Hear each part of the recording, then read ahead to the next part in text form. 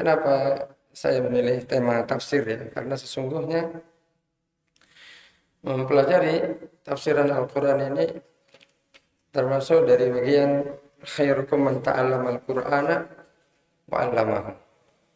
Sebaik-baik kalian adalah yang mempelajari Al-Quran dan mengajarkan Al-Quran.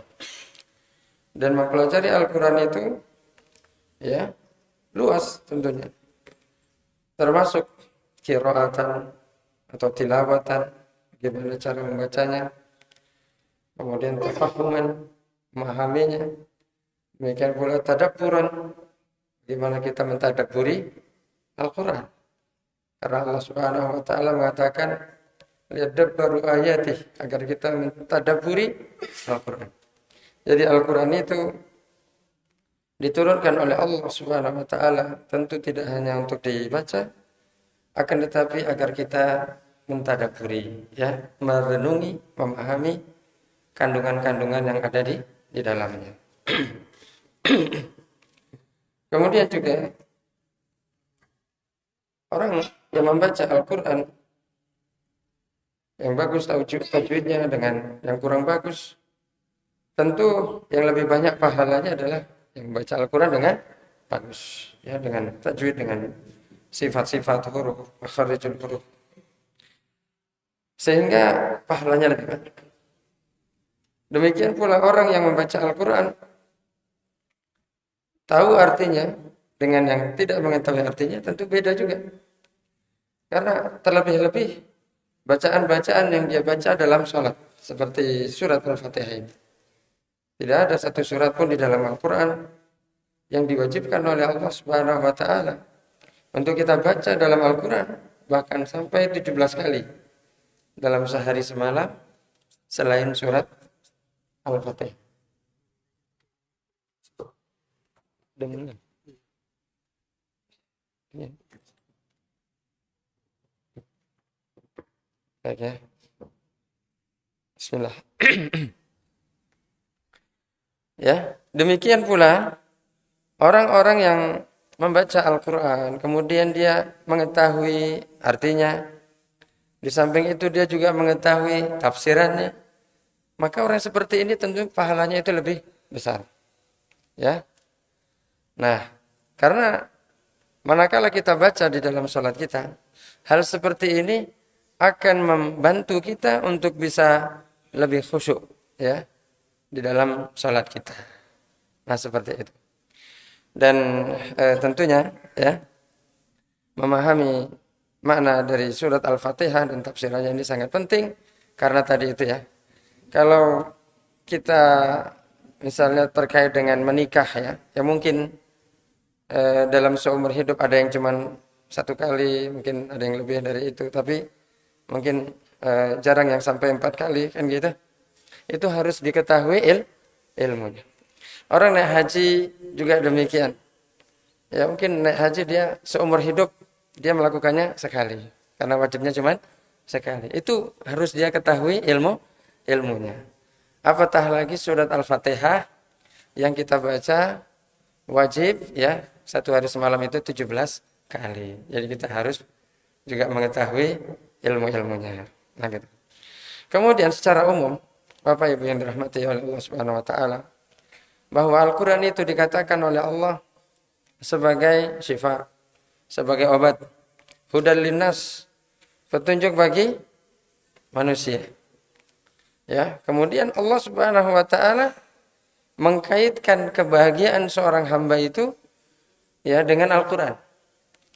Allah Subhanahu wa taala mengatakan dalam surat Toha, ma anzalna 'alaikal qur'ana litashqa illa tadhkiratan liman yakhsha tanzilan mimman khalaqal arda was samawati al-ula ar-rahmanu 'alal arsy istawa lahu ma fis samawati wa ma fil ardi wa ma bainahuma wa ma tahta tsar wa in tajhar bil qawli fa innahu ya'lamu sirra wa akhfa.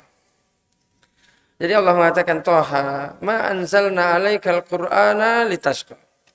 Kami menurunkan Al-Qur'an itu bukan untuk membuat kalian susah. Illa tadhkiratan liman yakhsha. Melainkan Al-Qur'an itu diturunkan oleh Allah sebagai pemberi peringatan. Namun peringatan bagi siapa?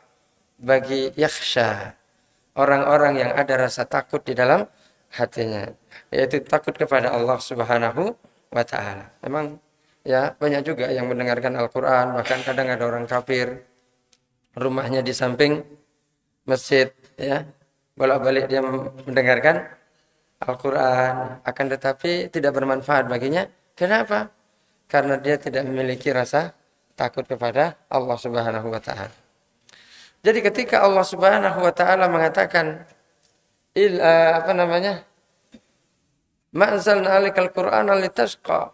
Kami tidaklah menurunkan Al-Qur'an untuk membuat kalian susah. Berarti pemahaman kebalikannya ataupun mafhum mukhalafahnya adalah Al-Qur'an itu akan membuat kita bahagia. Gitu Pak ya. Maka sejauh mana perhatian kita terhadap Al-Qur'an, ya, perhatian dari sisi tadi membacanya, mentadabburinya, ya. Sebesar apa perhatian kita terhadap itu semua, maka sebesar itu pula lah kebahagiaan yang akan diberikan oleh Allah Subhanahu wa taala kepada kita. Maka sesungguhnya hal-hal semesti ini ya tentunya tidak boleh hanya didominasi sama anak-anak kita saja. Ya kan ya, kita tahu bahwa di mana-mana sekarang ini sudah banyak sekali rumah-rumah Al-Qur'an diramaikan oleh anak-anak. Ya kan gitu. Akan tetapi kita sebagai orang-orang tua juga harus ikut ambil bagian. Ya, kalau kita bukan termasuk yang bisa mengajarkan Al-Qur'an, maka jadilah kita termasuk yang mempelajari Al-Qur'an. Nah, seperti itu ya. Seperti di sini ada enggak Pak tahsin? Kajian untuk tahsin? Ada ya, alhamdulillah, ini diikuti. Ya, karena tadi itu ya. Barometer kebahagiaan yang Allah berikan kepada kita itu tergantung sebesar apa perhatian kita kepada Al-Qur'an, ya. Nah, baik ya, kita masuki tema kita hari ini yaitu surat Al-Fatihah. Bapak Ibu hadirin dan hadirat yang dirahmati oleh Allah Subhanahu wa taala. Surat Al-Fatihah ini memiliki banyak nama. Sebagaimana ya di dalam syariat kita, sesuatu yang agung itu banyak namanya.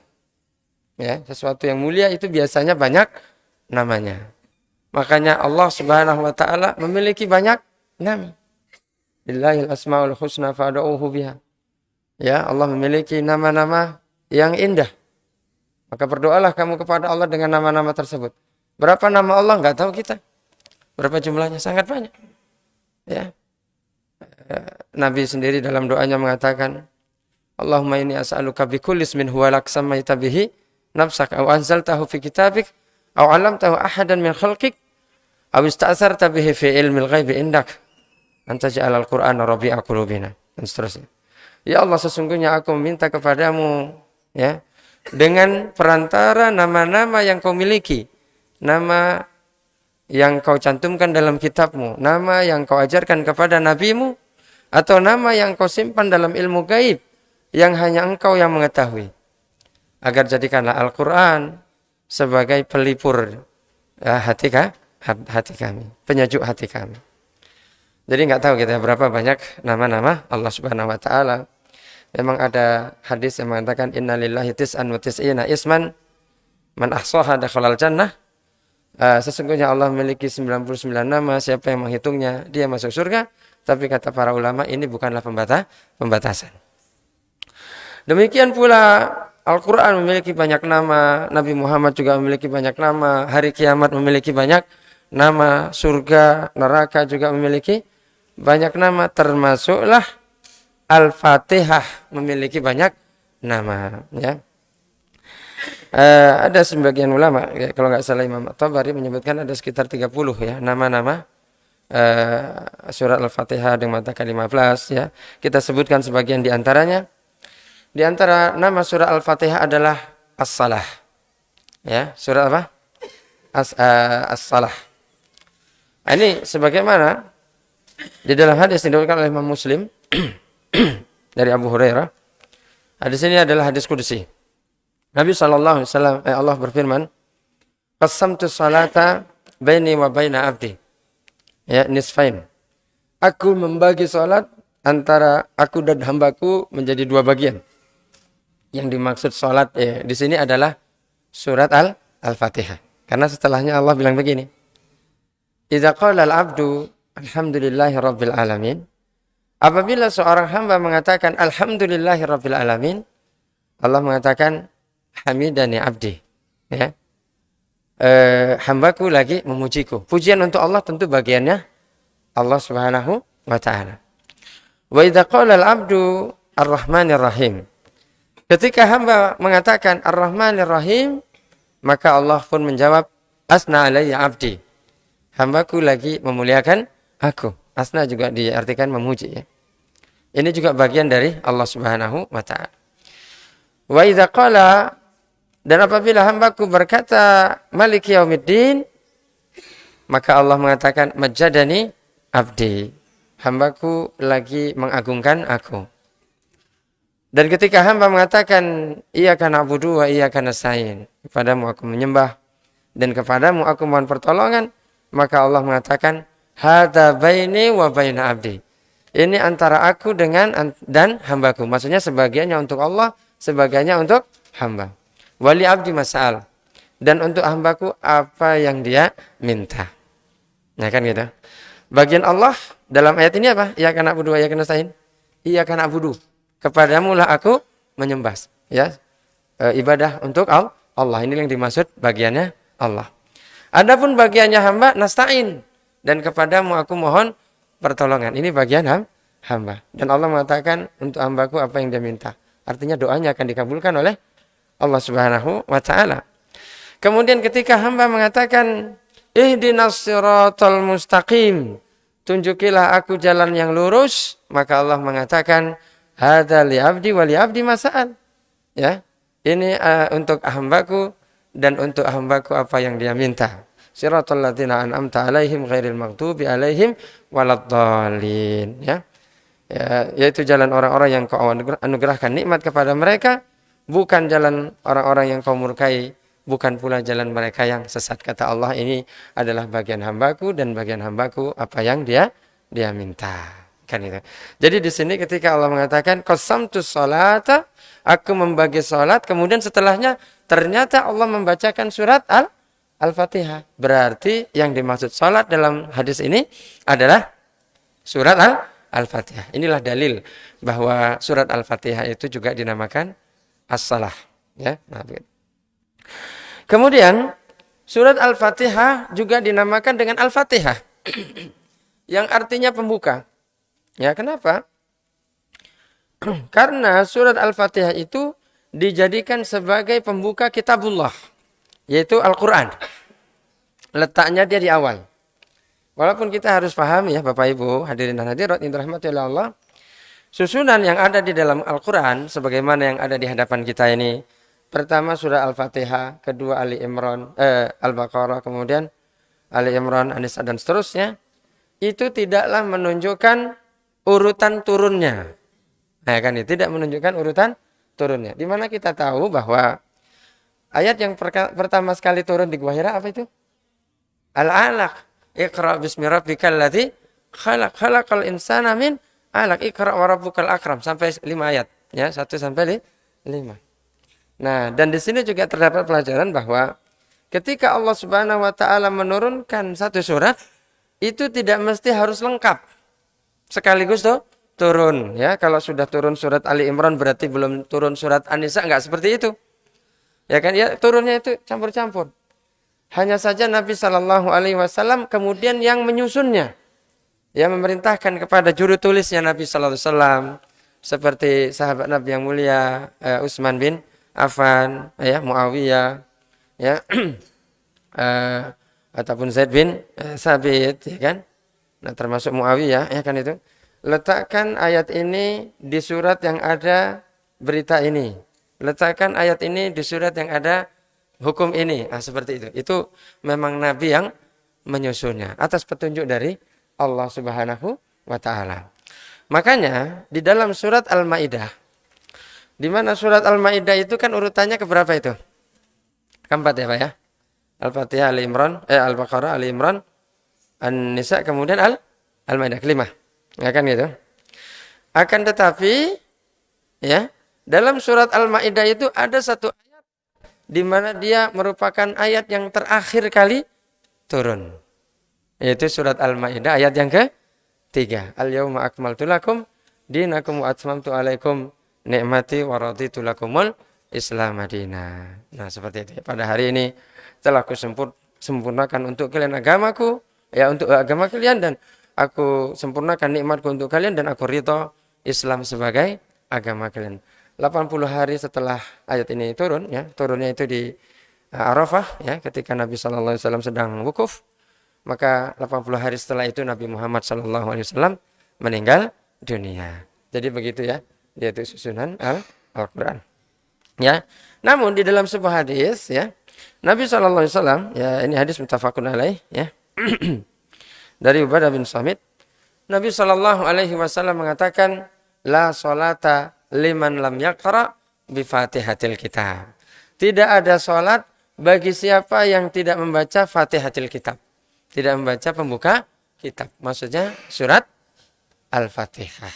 Ya kan? Karena tidak ada satu surat pun yang menjadi rukun salat melainkan surat Al-Fatihah. Nah, ini yang kedua. Kemudian yang ketiga, bahwa surat Al-Fatihah juga dinamakan Ummul Kitab. Hunna Ummul Kitab wa ukharu mutasyabihat. Di mana Al-Qur'an ini menjadi dinamakan Ummul Kitab karena sesungguhnya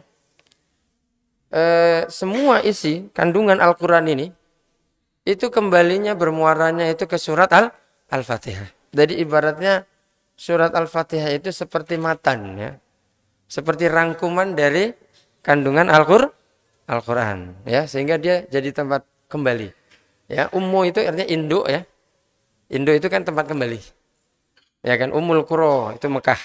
Kenapa orang-orang di seluruh dunia ini datang ke Mekah? Ibu kita. Ini seorang ibu, dia punya anak 5, semuanya merantau ke Aceh, ke Pekanbaru, ke Jakarta, ke Batam, ya kan? Surabaya misalnya. Kalau hari raya kemana? Pulang, kumpul, ya. Pulangnya kemana? Ke ibunya, kan gitu ya. Demikian pula Al-Qur'an, ya, dinamakan Ummul Kitab karena semua isi Al-Qur'an itu kembali kepada surat Al-Fatihah. Nanti insya Allah kita akan tahu. Ya, kenapa kok ya dinamakan Ummul Kitab. Baik, ya, kemudian yang berikutnya surat Al-Fatihah juga dinamakan surat Alhamdu, ya, karena surat ini diawali dengan Alhamdulillahi Rabbil Alamin sebagaimana hadis Anas bin Malik radhiyallahu anhu. Shalaitu khalfan Nabi sallallahu alaihi wasallam wa Abi Bakar wa Umar. Aku salat di belakang Nabi, di belakang Abu Bakar dan di belakang Umar. Tidaklah aku mendapati mereka membuka bacaan salat mereka illa bilhamdulillah, ya, kecuali dengan alhamdulillah. Maksudnya alhamdulillahi rabbil alamin. Kemudian nama yang ke-5, ya, surah Al-Fatihah juga dinamakan dengan Sab'ul Matsani. 7 ayat yang diulang-ulang. Karena tadi itu dalam satu hari wajib kita membacanya sebanyak 17 kali. Kemudian surat Al-Fatihah juga dinamakan dengan surat Asy-Syifa, ya, artinya pengobat, penawar, atau juga surat Ruqyah, ya, surat Ruqyah. Ini sebagaimana hadis Abu Sa'id Al-Khudri, ya, yang diriwayatkan oleh Imam Ibnu Hibban dan disahihkan oleh beliau, bahwa Abu Sa'id Al-Khudri mengatakan, suatu ketika Nabi sallallahu alaihi wasallam menyuruh mengutus sariyah. Ya, sariyah itu adalah satu pasukan yang tidak dipimpin oleh Nabi sallallahu alaihi wasallam. Kemudian sampai di suatu tempat, ya, sariyah ini, rombongan ini, ya, karena mereka butuh, ya, makan atau butuh minum, mereka minta dijamu oleh penduduk kampung tersebut. Kemudian penduduk tersebut tidak mau menjamu mereka. Rupanya setelah itu datang utusan dari penduduk kampung tersebut minta tolong kepada Abu Sa'id Al-Khudri dan kawan-kawan bahwa pemimpin mereka ada yang sakit terkena sengatan binatang berbisa. Jadi mereka nanya, adakah di antara kalian yang bisa meruqyah? Maka Abu Sa'id mengatakan ada, ya, kami bisa meruqyah. Hanya saja kami tadi minta dijamu, kalian tidak mau menjamu kami, sehingga kami tidaklah mau meruqyah kalian, melainkan engkau jadikan untuk kami imbalan. Ya, jadikan untuk kami imbalan. Sehingga disepakati. Ketika itu imbalannya adalah kambing, ya. Dalam satu riwayat disebutkan bahkan 3 ekor kambing. Maka setelah itu diruqyah sama Abu Sa'id Al-Khudri. Caranya bagaimana? Dia pun membacakan surat Al-Fatihah. Dia ulang-ulang surat Al-Fatihah tersebut. Kemudian qadarullah sembuh. Sehingga mereka pun mendapatkan upah tadi itu. Ya, kambing tadi. Nah, dibawalah kepada kawan-kawannya. Namun kawan-kawan Abu Sa'id Al-Khudri tidak mau memakannya. Kenapa? Karena dia belum pernah mengetahui. Ini makanan seperti ini boleh nggak dimakan ini? Hasil dari apa? Meruqyah, kan gitu. Jadi mereka tidak mau makan. Sampai kami tanya dulu kepada Nabi Shallallahu Alaihi Wasallam. Ini sungguh luar biasa ya. Sangat berhati-hatinya para sahabat Nabi Shallallahu Alaihi Wasallam. Nah, kemudian ketika mereka sudah berjumpa dengan Nabi Shallallahu Alaihi Wasallam, ya, mereka pun menceritakan kisah mereka kepada Nabi Shallallahu Alaihi Wasallam. Apa kata Nabi kepada Abu Sa'id Al-Khudri ketika itu? Wa ma yudrika annaha ruqyah. Wahai Abu Sa'id, dari mana kamu tahu bahwasanya Al-Fatihah itu adalah ruqyah? Ini adalah kalimat setuju Nabi sallallahu alaihi wasallam terhadap apa yang dilakukan oleh Abu Sa'id Al-Khudri, ya. Kemudian Nabi sallallahu alaihi wasallam juga mengatakan jangan lupa, ya, bagi kamu, ya, dari apa tadi? Kambing tersebut. Jadi Nabi sallallahu alaihi wasallam juga minta bagian dari kambing tersebut. Ini menunjukkan bahwasanya yang pertama tadi surat Al-Fatihah juga dinamakan dengan surat Ruqyah, ya. Kemudian jadi dalam meruqyah itu sebenarnya semua surat dalam Al-Qur'an itu bisa, ya. Kita gunakan untuk ruqyah, akan tetapi yang paling afdal adalah membacakan surat Al-Fatihah. Sebenarnya, ya, sehingga dengan demikian sebenarnya semua kita itu bisa meruqyah diri kita. Namun meruqyah boleh, minta ruqyah juga dibolehkan. Hanya saja orang yang minta ruqyah tadi, mereka akan tereliminasi dari 70.000, ya, umat Nabi sallallahu alaihi wasallam yang dijamin masuk surga tanpa hisab, ya. Nah, begitu. Oleh karena itu, ya, hendaknya kalaupun kita boleh meruqyah gitu, ya. Dan tak masalah kalau orang kenal kita sebagai yang tukang ruqyah misalnya. Tetapi kita jangan membuat klinik ruqyah, ya, klinik khusus seperti ruqyah center, kan gitu, ya. Karena apa? Karena ruqyah itu dilakukan oleh Nabi, bahkan Nabi juga diruqyah dilakukan oleh para sahabat Nabi, tetapi kita tidak mengetahui bahwa Nabi dan para sahabat membuat ruqyah center ataupun klinik ruqyah. Karena kalau kita membuatnya, maka ini akan menjadi sebab, ya, orang nanti akan bermudah-mudah untuk minta diruqyah, ya. Nah, begitu. Nah, kemudian juga dalil bahwa menerima upah dari ruqyah itu juga dibolehkan. Begitu, ya, Bapak dan Ibu hadirin dan hadirat yang dirahmati oleh Allah Subhanahu wa taala terkait nama-nama surat Al-Fatihah. Nah, berikutnya kita masuki, ya,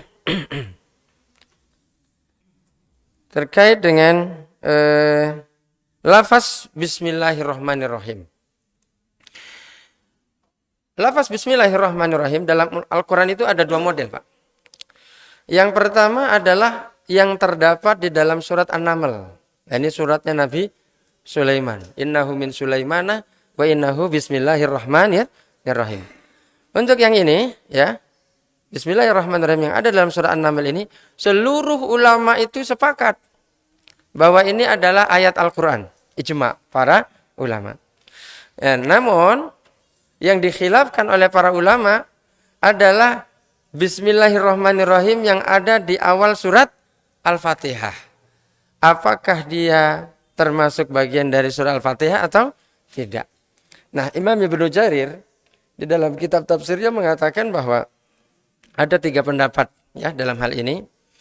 Yang pertama, ya, ini mereka yang mengatakan bahwa Al-Fatihah adalah awal seluruh surat dalam Al-Quran, kecuali surat Al-Baro'ah, yaitu surat At-Taubah, ya.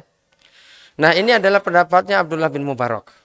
Nah, begitu. Jadi surat Ali Imran ayat pertamanya adalah Bismillahirrahmanirrahim. An-Nisa ayat pertamanya juga Bismillahirrahmanirrahim dan seterusnya begitu. Nah, kemudian yang kedua adalah bahwa surat Al-Fatihah Bismillahirrahmanirrahim itu bukan awal surat Al-Fatihah dan bukan awal surat yang lainnya. Ya, dia bukan awal dari satu surat pun yang ada di dalam Al-Quran. Dia adalah pemisah antara satu surat dengan surat yang lainnya. Ya kan? Nah, ini adalah pendapatnya Imam Malik, Hanafi, Imam Hambali, demikian pula Imam Qurtubi. Ya. Ya. Kemudian adapun pendapat yang ketiga bahwa Bismillahirrahmanirrahim itu adalah ayat pertama dari surat Al-Fatihah. Ini adalah pendapatnya Imam Syafi'i, ya kan itu. Namun dari tiga pendapat ini, wallahu a'lam bishawab, bahwa insya Allah yang rajih adalah pendapat jumhur tadi ya. Jumhur ulama Malikiyah, Hanafi, Hambali ya. Bahwa Bismillahirrahmanirrahim bukan awal surat Al-Fatihah, juga bukan awal surat-surat yang lain. Dia adalah pemisah antara satu surat dengan surat yang lain. Nah, apa dalilnya? Nah, kita katakan ini lebih rajih ya. Sepertinya karena dalilnya itu banyak dan sangat kuat ya. Di antaranya adalah hadis Abu Hurairah, hadis qudsi yang tadi kita baca. Ketika Allah Subhanahu wa taala mengatakan qasamtu sholata ya, aku membagi salat itu baini wa baina abdi wa li abdi nisfain ya. Aku membagi salat antaraku dan antara hambaku menjadi dua. Ternyata yang dimaksud sholat adalah surat Al-Fatihah. Ternyata ketika Allah Subhanahu wa taala membacanya, ya kan itu. Apabila hambaku membaca Alhamdulillahirabbil alamin, ternyata Allah memulainya dengan Alhamdulillahirabbil alamin. Allah tidak memulainya dengan Bismillahirrahmanirrahim. Ini dalil. Ya, bahwa bismillah itu bukan termasuk surat Al-Fatihah. Dalil pertama. Kemudian yang kedua, ya, ketika Allah Subhanahu wa taala mengatakan nisfain dibagi dua, sementara surat Al-Fatihah itu ada 7 ya, surat Al-Fatihah ada 7. Di mana yang tengah-tengahnya tadi adalah bagian Allah sebagian dan bagian hamba sebagian. Itu ayat apa tadi, Pak? Iyyaka na'budu wa iyyaka nasta'in. Coba kalau sekiranya surat ayat Bismillahirrahmanirrahim ayat yang pertama itu iyyaka na'budu yang keberapa itu? Yang ke Bismillahirrahmanirrahim. Alhamdulillahirabbil alamin arrahmanirrahim maliki yaumiddin. Iyyaka na'budu wa iyyaka nasta'in. Berarti dia enggak di tengah-tengah. Ya kan? Enggak pas di tengah-tengah. Ya kan? Nah, seperti itu. Sementara Allah mengatakan bagi dua, berarti mesti ada satu yang di tengah-tengah, yaitu ayat yang keempat seharusnya kan? Nah, begitu. Nah, jadi kalau bismillah yang pertama, iyyaka na'budu bukan yang di tengah. Ini juga dalil bahwa bismillah bukan ayat yang pertama. Kemudian dalil yang berikutnya adalah dari sisi makna dan bacaan. Ya. Kita tadi telah sampaikan bahwa Al-Fatihah itu adalah rangkuman. Yang namanya rangkuman itu pasti yang paling penting yang tercantum di situ dan tidak terjadi pengulangan. Kan gitu. Sementara ya, setelah alhamdulillahirabbil alamin di sana ada ayat lagi. Apa Pak bunyinya? Ar-Rahmanir-Rahim. Di mana Ar-Rahmanir-Rahim ini juga sudah tercantum dalam Bismillahirrahmanirrahim. Jadi seolah-olah terjadi apa? Pengulangan. Nah, seperti itu ya. Nah, kemudian dalil yang berikutnya adalah dari sisi bacaan. Ya, bagi siapa yang mengambil pendapat bahwa Bismillahirrahmanirrahim itu cara membacanya adalah disir sebagaimana dalam hadis Anas bin Malik tadi. Kalau sekiranya dia termasuk bagian dari surat Al-Fatihah, ya kan? Kenapa kok cara membacanya itu dibedakan, ya kan? Alhamdulillah dan seterusnya itu dijaharkan dalam salat jahar, sementara bismillahnya itu disirkan. Inilah ya dalil-dalil yang menguatkan pendapat bahwa bismillah itu bukan bagian dari surat Al-Fatihah. Timbul pertanyaan, kalau sekiranya bismillah bukan surat Al-Fatihah, lantas jumlah ayatnya berapa jadinya? Berapa? Jadi 6 lah kan gitu kan. Sementara Nabi SAW mengatakan bahwa Al-Fatihah itu sab'ul masani, 7 ayat yang diulang-ulang. Nah, maka di sini ya para ulama termasuk Syekh Ibnu Utsaimin mengatakan bahwa ayat yang terakhir siratal ladzina an'amta alaihim ghairil maghdubi alaihim walad dalin itu sebenarnya dua ayat. Ya kan gitu kan? Karena memang juga dari sigho satu surat itu biasanya panjang pendeknya ayat tadi itu mutakarribah, berdekatan. Ya seperti itu biasanya ya. Nah, jadi kalau sekiranya 7 ayat yang pertama Bismillahirrahmanirrahim, kemudian yang terakhir Siratal ladzina an'amta 'alaihim ghairil maghdubi 'alaihim waladdallin, ya kan? Ini ayatnya terlalu panjang apabila dibandingkan dengan ayat-ayat yang sebelumnya. Nah, seperti itu. Nah, makanya Siratal ladzina an'amta 'alaihim itu satu ayat, itulah yang keenam. Ghairil maghdubi 'alaihim waladdallin. Itu ayat yang ketujuh. Sehingga pas dia yang tengah-tengahnya itu iyyaka na'budu wa iyyaka nasta'in. Dan ada Al-Qur'an yang cetakannya seperti itu, Pak. Ya kan kalau di kita kan rata-rata bismillah itu ayat yang pertama. Jadi ada juga Quran yang cetakan bahwa ayat pertamanya itu adalah alhamdulillahirabbil alamin. Nah, kemudian Bapak Ibu hadirin dan hadirat yang dirahmati oleh Allah Subhanahu wa taala.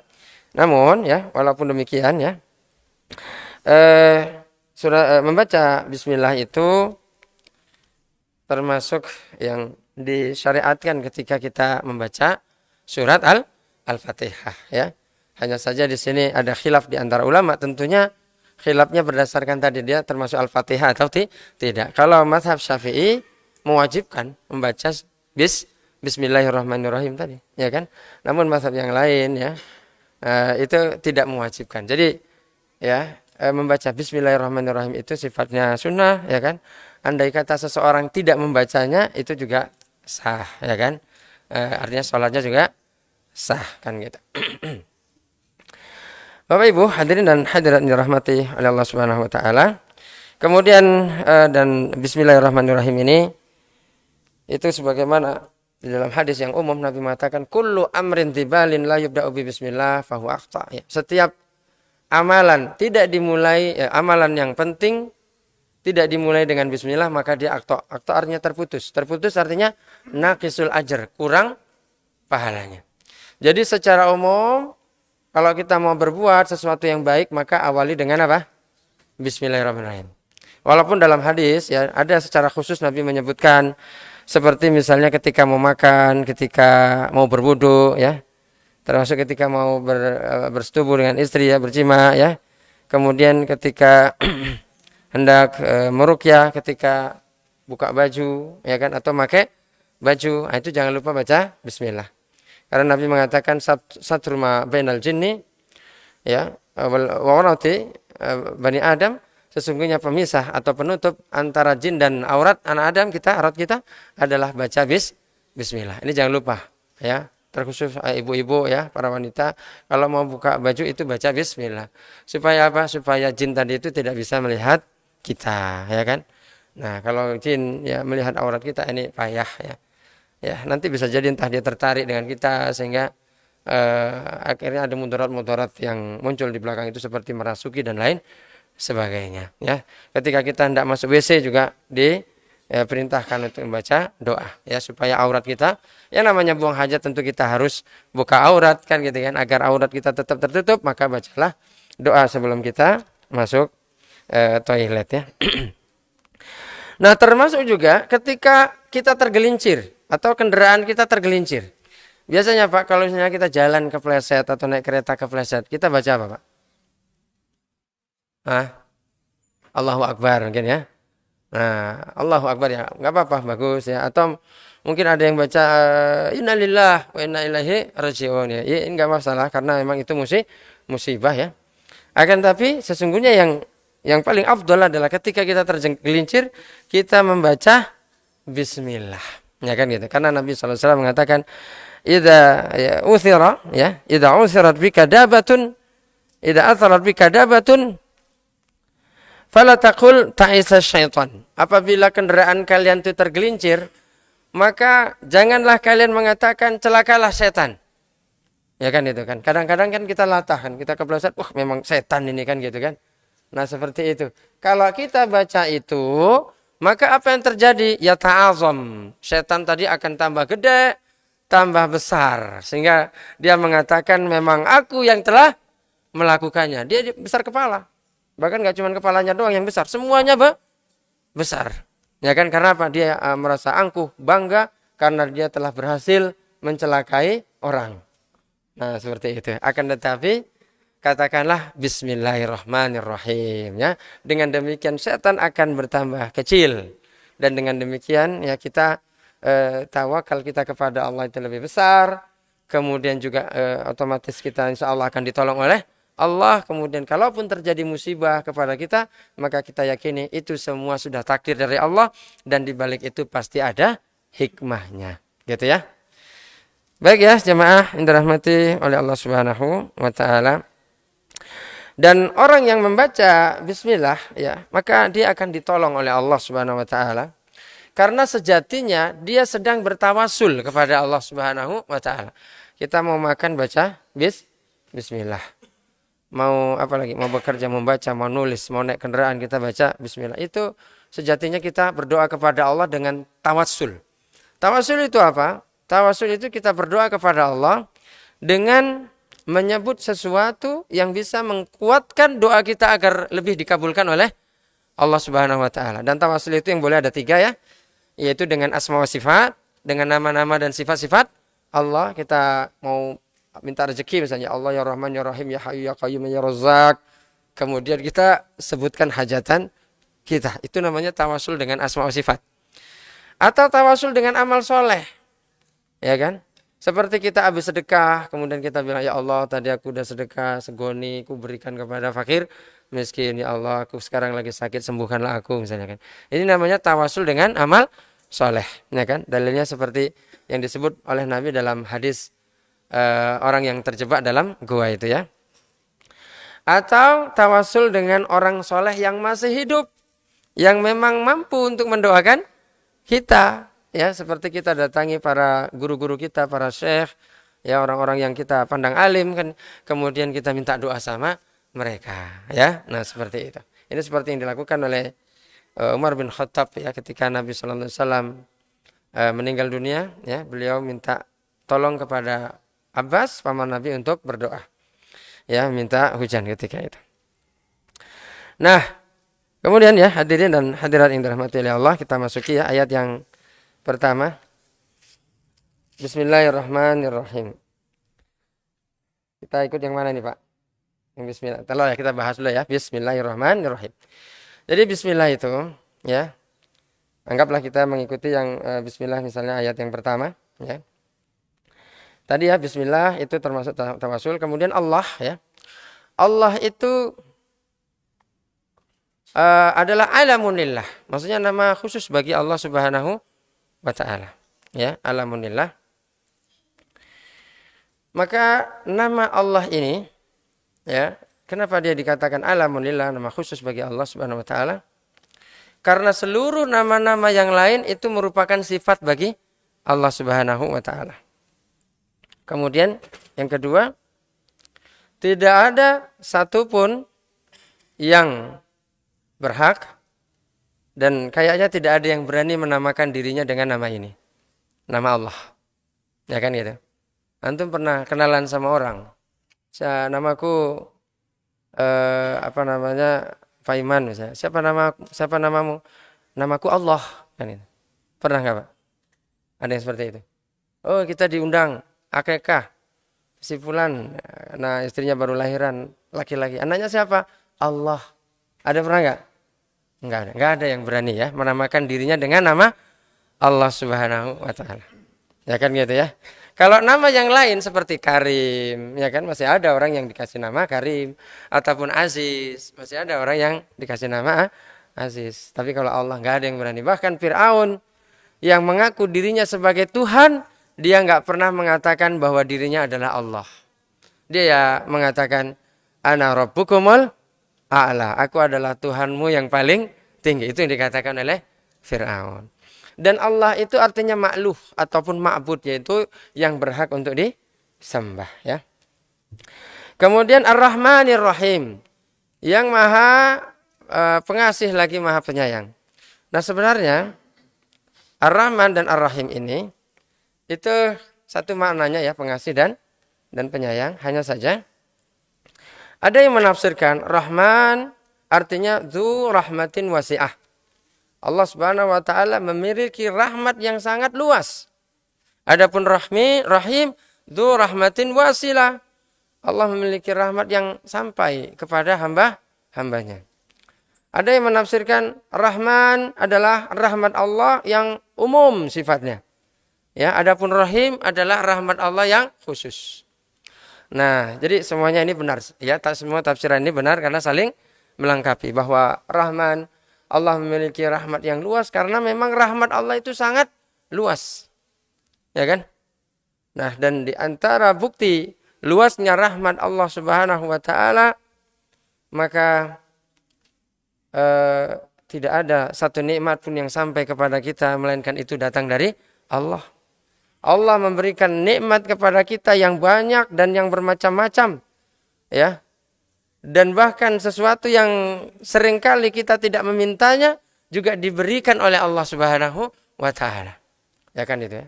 Kalau nikmat mata ini jelas, ya, dengan mata kita bisa melihat, bisa membaca, bisa melihat indahnya dunia ini, bisa melihat istri kita, anak-anak kita yang begitu menggembirakan kita. Kita bisa membaca Al-Quran. Dengan adanya kaki, kita bisa berpindah tempat. Dengan adanya tangan, kita bisa memegang. Lisan, kita bisa merasa. Kita bisa mengungkapkan isi hati kita dengan adanya lisan dan dua bibir kita. Walisana wa syafatain. Ya, lisan dan dua bibir itu nikmat dari Allah. Kalau kita nggak punya lisan, nggak punya bibir, nggak punya alat untuk berbicara, maka kita kepengen sesuatu untuk kita sampaikan, gimana caranya coba? Pasti payah, kan gitu kan? Belum lagi yang ada di dalam tubuh kita, wa fi anfusikum afala tubsirun. Nah, seperti itu, ya. Seperti misalnya jantung kita yang berdetak, yang satu harinya berapa kali. Coba Bapak Ibu, ada enggak yang hari ini minta kepada Allah Subhanahu wa taala, ya Allah detakkanlah jantungku, misalnya. Ada enggak, Pak? Yang tadi pagi doa. Ada enggak? Enggak ada. Dikasih enggak sama Allah? Dikasih. Ini bukti bahwa enggak kita minta pun dikasih sama Allah. Dan banyak nikmat seperti ini. Yang apabila kita harus minta dulu baru dikasih sama Allah, repot kita. Ya kan gitu kan? Mungkin setiap hari habis waktu kita untuk apa? Minta ini, minta itu, minta ini untuk kebutuhan kita. Air minum yang kita nikmati. Ya mungkin kita juga enggak minta minum tadi pagi. Tapi alhamdulillah kita juga dikasih sama Allah Subhanahu wa ta'ala. Minta nafas, kita nggak minta, nggak ada kan Pak? Ya Allah kasihlah aku nafas, ya 100.000 kali satu hari, kalau nggak kurang aku ya Allah misalnya kan. Nggak ada kita memintanya, tapi dikasih sama Allah Subhanahu wa ta'ala. Belum lagi istri kita, anak-anak kita, rezeki yang kita nikmati, kan gitu. Itu semua nikmat dari Allah. Ini menunjukkan nikmat Allah itu begitu luas, dan yang paling besar dari nikmat-nikmat Allah tersebut adalah nikmat hidayah Islam. Ya, hidayah iman. Karena subhanallah, dengan Islam kita bisa hidup bahagia. Orang nggak Islam itu nggak bahagia, jemaah. Ya kan? Yang nggak Islam pasti nggak bahagia. Karena ma'isyatan dongka. Kalau Allah mengatakan, wa man a'rada an dzikri fa inna lahu ma'isyatan dongka. Siapa yang berpaling dari peringatanku, niscaya dia akan merasakan kehidupan yang sempit. Allah yang bilang sempit. Dan orang-orang kafir itu semua berpaling dari ajaran-ajaran syariat Islam, pastilah hidup mereka sempit. Itu di dunia. Adapun di akhirat dengan Islam, Allah Subhanahu wa taala akan selamatkan kita dari neraka. Dengan iman Allah akan selamatkan kita dari neraka secara total, artinya enggak merasakan neraka, dan dengan Islam Allah selamatkan kita dari kekekalan neraka. Kita katakan kekekalan neraka karena ada juga orang Islam yang masuk neraka tetapi dia tidak kekal. Padahal orang-orang yang ada di dalam neraka itu, dalam surah Ali Imran Allah mengatakan, andai kata dia memiliki emas sebesar bumi, niscaya mereka akan jadikan itu emas, ya, untuk menebus dirinya. Yang penting dia keluar dari neraka. Akan tetapi matukubila minhum, walaupun emas sebesar bumi ya, untuk menebus orang agar keluar dari neraka enggak akan diterima. Padahal punya emas sebesar bumi itu sesuatu yang mustahil, tidak mungkin. Andai kata pun ada, tetap tidak diterima oleh Allah Subhanahu wa taala. Bayangkan jemaah, betapa mahalnya nikmat Islam itu. Emas sebesar bumi enggak laku di sisi Allah Subhanahu wa taala. Tapi dengan Islam Allah akan selamatkan kita dari neraka. Nah, ini ya sesuatu yang patut kita syukuri. Nah, kemudian Allah memiliki nikmat yang umum ya. Ya dikatakan umum karena apa? Nikmat-nikmat tadi selain nikmat Islam ya, hidayah tadi. Orang-orang kafir juga ternyata mereka dikasih sama Allah Subhanahu wa taala. Betul kan? Nah, kan ini orang kafir kan juga makan, minum, bahkan mungkin makanannya lebih enak dari kita. Badannya mungkin lebih sehat daripada kita. Padahal mereka tidak mau menyembah Allah Subhanahu wa taala. Kenapa kok mereka dapat? Karena Allah memiliki sifat Rahman, yaitu nikmat ya Allah yang Maha Penyayang secara umum. Kemudian Allah juga memiliki nikmat yang khusus, yaitu khusus bagi orang-orang yang beriman, yaitu nikmat hidayah. Ya, di dunia dan nikmat surga, selamat dari neraka ketika di akhirat sebagaimana kita katakan tadi. Nah, sehingga ketika di akhirat Allah Subhanahu wa taala mengatakan wa kana bil mu'minina rahima, adalah Allah Subhanahu wa taala itu rahim kepada orang-orang yang beriman. Jadi untuk orang-orang yang beriman biasanya Allah menggunakan nama rahim, ya, nikmat yang khusus. Ya, nah ini khusus untuk orang beriman, khusus juga berupa apa? Hidayah di dunia, kemudian surga di akhirat. Makanya orang-orang kafir ketika mereka sudah di neraka, dalam surat Al-A'raf Allah Subhanahu wa taala menyebutkan wa nada ashabun nari ashabal jannah. Orang-orang yang di neraka itu minta tolong kepada orang-orang yang di surga, karena yang di surga itu bisa mereka menjenguk orang-orang yang di neraka tanpa merasakan azab di neraka itu, panasnya dan sebagainya, ya. Nah, ketika mereka menjenguknya, maka orang-orang yang di neraka minta kepada orang yang beriman, "Anafidu alaina minal ma' aw mimma razaqakumullah." Kasihlah kami sedikit air atau sedikit rezeki yang Allah berikan kepada kalian. Maka dijawab oleh penghuni surga, qalu innallaha harramahuma 'alal kafirin. Sesungguhnya pada hari ini orang-orang kafir itu diharamkan oleh Allah Subhanahu wa taala untuk menikmati tadi ya air yang nikmat-nikmat tadi. Air yang segar, air susu, madu, khamr dan lain sebagainya. Ya, karena diharamkan oleh Allah Subhanahu wa taala. Orang di neraka mereka juga mendapatkan minuman, makanan, tetapi makanan itu laisa lahum ta'amun illa min dhari. Tidak ada makanan bagi mereka kecuali dhari. Apa itu dhari?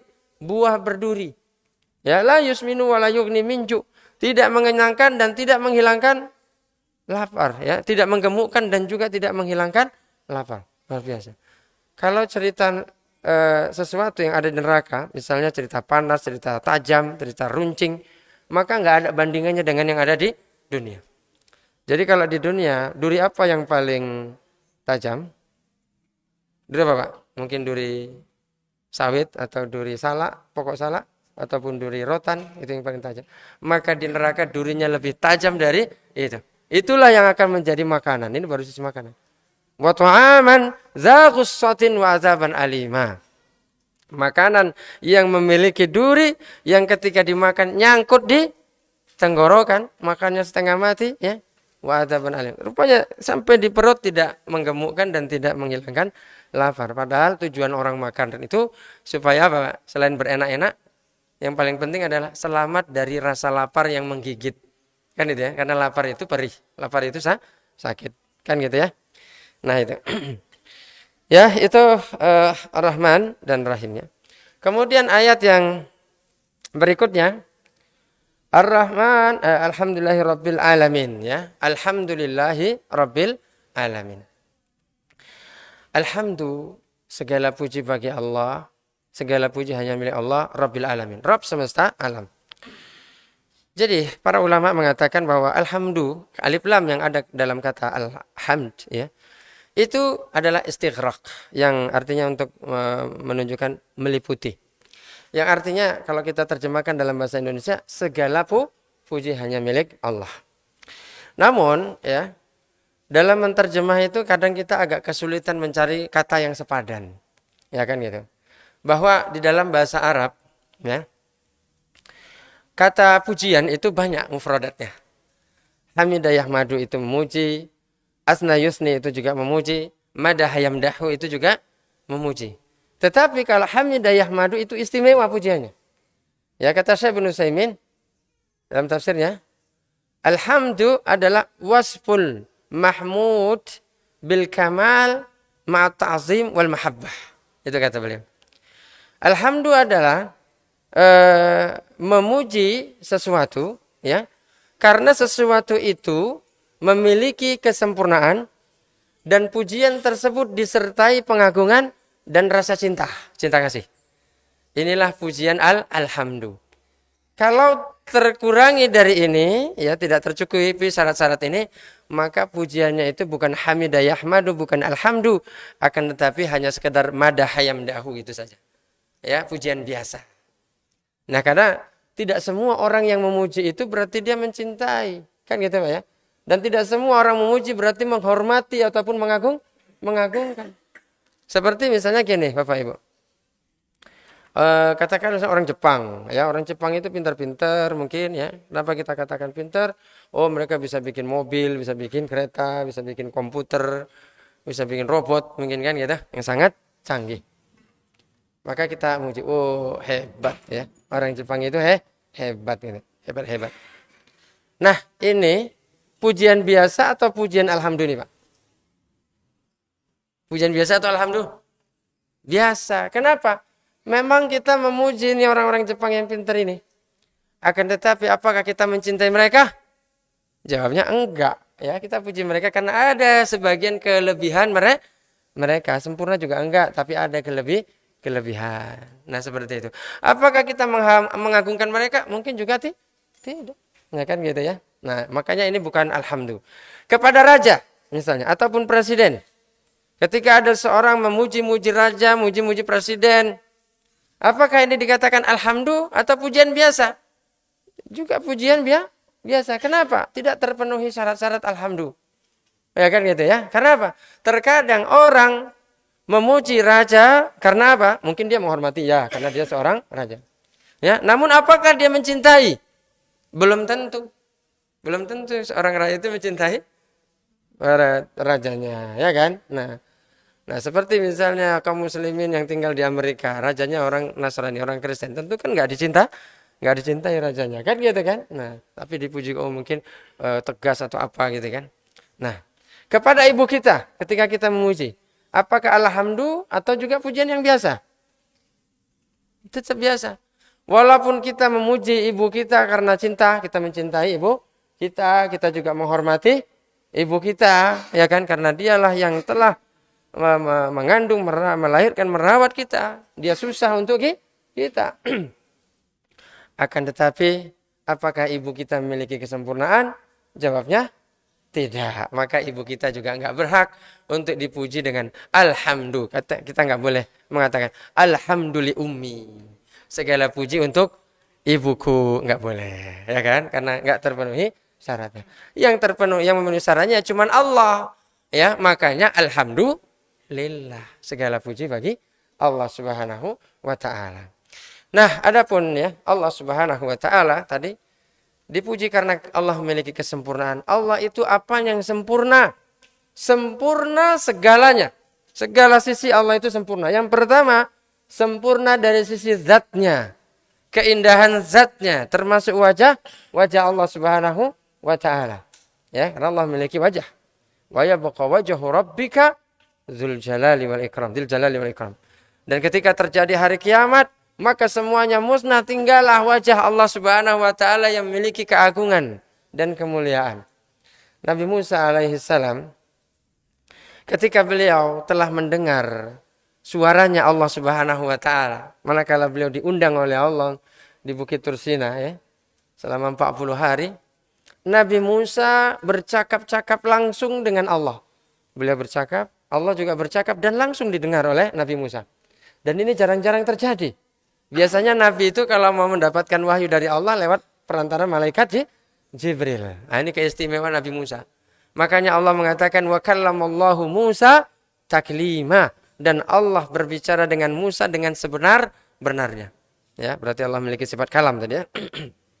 Nah, setelah Nabi Musa keenakan ya, bernikmat-nikmat dia mendengar suaranya Allah Subhanahu wa taala, ya istilah kita ketagihan lah gitu ya.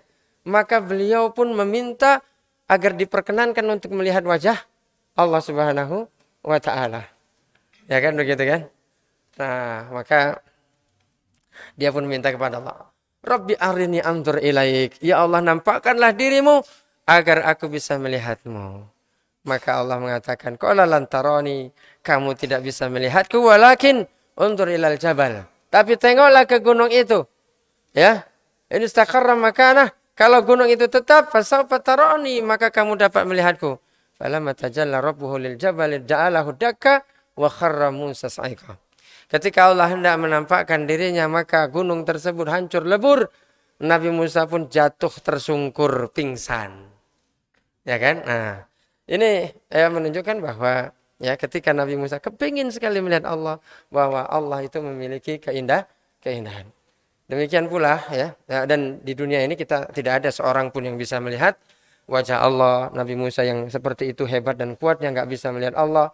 Nabi Muhammad juga sudah nyusul ke langit, ke Sidratul Muntaha juga nggak melihat Allah. Nabi mengatakan ketika ditanya pulang Isra Mi'raj, hal ra'aita rabbak? Para sahabat bertanya, apakah engkau melihat Allah wahai Rasulullah? Maka Nabi mengatakan, nurun anna ara, ada cahaya bagaimana aku bisa melihatnya. Ya, ini ada hijab. Ya sebenarnya ada dua tafsiran dari kalimat ini, nurun anna ara ya. Ada yang mengatakan ada hijab yang menutupi bagaimana aku bisa melihat. Namun bisa juga diartikan anna itu bagaimana ya. Di mana-mana artinya. Nurun anna ara, cahaya kulihat di mana-mana. Jadi yang dilihat oleh Nabi adalah cahaya ketika beliau Isra Mi'raj. Namun apakah kita bisa melihat Allah nanti ketika sudah di surga? Jawabannya ya. Ya kan, alhamdulillah. Allah Subhanahu wa taala mengatakan wujuhu yauma idzin nadhirah ila rabbiha nadhirah. Wajah pada hari itu berseri-seri. Kenapa berseri-seri? Mereka melihat Allah Subhanahu wa taala ya. Kemudian ketika Allah mengatakan bahwasanya orang-orang kafir itu la mahjubun. Mereka itu termahjub, terhalangi dari melihat Allah Subhanahu wa taala. Ini menunjukkan bahwa orang kafir diperkenankan nanti untuk melihat Allah Subhanahu wa taala. Maka gimana Pak? Rindu enggak untuk jumpa sama Allah? Ya, rindu tentunya ya Allah yang kita sembah dalam salat kita, dalam zikir kita, doa-doa kita. Di dunia kita enggak pernah melihat Allah, nanti di akhirat kita insya Allah akan ketemu dengan Allah dan diperkenankan untuk melihat Allah Subhanahu wa taala. Faman kana, syaratnya dua, faman kana yarju liqa'a rabbih falyamal amalan salihah. Barang siapa yang ingin jumpa dengan Tuhannya, falyamal amalan salihah, maka hendaknya dia beramal saleh, wala yusyrik bi ibadati rabbih ahada, dan janganlah dia berbuat syirik kepada Allah Subhanahu wa taala. Jadi dua syaratnya. Pertama apa? Beribadah kepada Allah dengan ikhlas dan beribadah kepada Allah dengan ittiba, yaitu mengikuti Nabi sallallahu alaihi wasallam. Nah, kemudian Allah itu juga sempurna apanya? Selain zatnya. Ya. Allah sempurna sifat-sifatnya, ya. Sifat-sifat Allah sempurna. Kalau kita ya, kita punya sifat hidup, Allah juga punya sifat hidup. Tapi hidup kita nggak sempurna, jemaah. Betul ya? Kenapa nggak sempurna? Hidup kita diselang-selingi dengan kematian ataupun sesuatu yang mirip mati. Apa itu? Tidur. Itu mirip mati. Allah mengatakan tidur itu dengan mati. Ya Allahu yatawaffal anfusa hina mautiha wallati lam tamut fi manamiha. Allah mewafatkan satu jiwa ketika dia sudah datang ajalnya dan ketika dia tertidur. Jadi tidur itu saudaranya maut. Ini yang membuat hidup kita ini tidak sempurna. Artinya diselang-selingi dengan kematian. Ya, sebelum kita terlahir kita di alam ruh, setelah kita hidup nanti kita akan mati, kemudian dihidupkan lagi. Jadi ada mati, ada hidup, ada mati, ada hidup. Itulah hidup kita, sehingga enggak sempurna. Berbeda dengan Allah Subhanahu wa taala, la ta'khudhuhu sinatun wala naum. Ya, Allahu la ilaha illa huwal Hayyul Qayyum, ya Allah tidak ada Tuhan yang hak disembah melainkan Engkau yang maha hidup lagi maha tegak, ya. Ya, la ta'khudhuhu sinatun wala naum. Ya, saking sempurnanya hidup Allah sampai tidur pun tidak.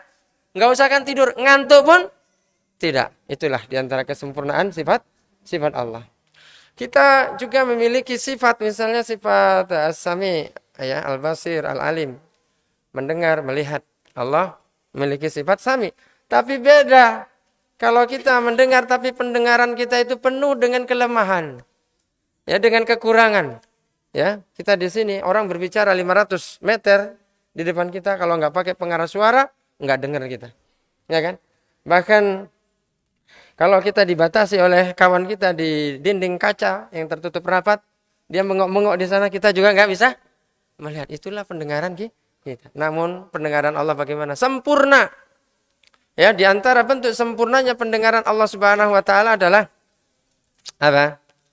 Allah mendengar sesuatu yang jauh. Ya kan? Seperti kisah Nabi Yunus alaihi salam, ya, kisah Nabi Yunus alaihissalam. Nabi Yunus itu ketika dia ditelan sama ikan, ya, Allah mengatakan wa dzannun idh dhahaba mughadiban fa dhanna an lan naqdiru alaihi. Dan Dzannun ini adalah Nabi Yunus. Idh dhahaba mughadiban, ketika dia meninggalkan kaumnya dengan marah karena kaumnya tidak kunjung mau menerima dakwahnya. Beliau tinggalkan padahal belum habis, belum mendapatkan izin dari Allah. Ya, kemudian Nabi Yunus pada akhirnya dicampakkan ke laut, kemudian ditelan sama Hud, ya, ikan paus. Kemudian oleh ikan paus tersebut dibawa ke dasar lautan yang sangat dalam. Kemudian dalam perut ikan itu beliau menyesal, beliau istighfar, fanada fi dzulumati alla ilaha illa anta subhanak inni kuntu minadz zalimin. La ilaha illa anta subhanak inni kuntu minadz zalimin, kata Nabi Yunus. Maka ini kalimat luar biasa. Beliau dalam keadaan sakit waktu itu. Ada satu riwayat mengatakan Nabi Yunus 3 hari dalam perut ikan. Sakit. Kemudian Nabi Yunus, namanya orang sakit pasti lemah. Ya, tidak makan, tidak minum. Ketika berkata pun biasanya kan lemah. Sudahlah suaranya pelan, mengucapkannya di dalam perut ikan, di dalam kedalaman lautan, ya kan, ternyata suara ini naik ke langit. Ya, sehingga dalam satu hadis yang disebutkan oleh Imam Ibnu Jarir dan Ibnu Katsir, malaikat bertanya kepada Allah Subhanahu wa taala, sautun dhaifun, ya, ma'rufun min ardil gharibah. Ya Allah, ini ada suara yang enggak asing, ini suara, tetapi sangat lemah dan sepertinya mengucapkannya di suatu tempat yang sangat jauh. Ya kan? Kemudian Allah Subhanahu wa taala mengatakan, tidakkah kalian tahu siapa itu? Amat tadruna man zak, ya, tidakkah kalian tahu suara siapa itu? Tidak, ya Allah. Maka Allah mengatakan, abdun saleh Yunus, ya. Itu adalah suara hambaku yang saleh, yaitu Nabi Yunus. Tengok, suara yang begitu jauh dan pelan didengar oleh Allah Subhanahu wa taala, menunjukkan kesempurnaan sifat Allah Subhanahu wa taala As-Sami. Kemudian Allah, di antara bentuk kesempurnaan sifat Allah As-Sami ini adalah Allah mendengar yang pelan, ya. Dalilnya tadi. Kemudian juga ini kisah tentang wanita yang telah dizihar oleh suaminya. Si suami mungkin marah dia sama istrinya, dia mengatakan, wahai istriku, punggungmu seperti punggung ibuku. Artinya dia mengharamkan istrinya sendiri untuk dirinya, ya kan, untuk dirinya. Nah, kemudian wanita ini, setelah itu suaminya minta dilayani, tetapi si istri nggak mau. Sampai aku tanyakan dulu kepada Nabi Shallallahu Alaihi Wasallam, ditanyakan kepada Nabi, karena ini kan urusan rumah tangga. Ya, walaupun di situ ada Aisyah, Nabi ditemani oleh Aisyah. Rumahnya Nabi itu sangat kecil, paling 4x4 itu rumahnya Nabi. Atapnya bisa dirangkai begini pakai tangan, kecil ya rumahnya. Makanya Nabi ya tidur di situ, sholat juga di situ, ya kan? Jadi wanita ini bertanya kepada Nabi tentang hukum ini. Aisyah mengatakan, aku yang ada di sudut rumah nggak dengar. Ternyata Allah Subhanahu wa taala mendengarnya. Buktinya ada ayat turun, qad sami Allah qaulal lati tujadiluka fi zawjiha wa tashtaki ilallah wallahu yasma'u tahawurakuma. Sungguh Allah telah mendengar suara seorang wanita yang mengadukan perihalnya kepada Nabi sallallahu alaihi wasallam dan Allah mendengar dialog mereka berdua. Ini pendengaran Allah. Walaupun Allah di atas langit ketujuh sana. Kemudian termasuk juga ya Allah mendengar suara yang mungkin lebih lemah lagi dari itu ya. Nabi Sulaiman alaihissalam ya dalam sebuah hadis dari Abu Hurairah radhiyallahu an. Beliau Nabi Sulaiman ini pernah mau sholat istisqa.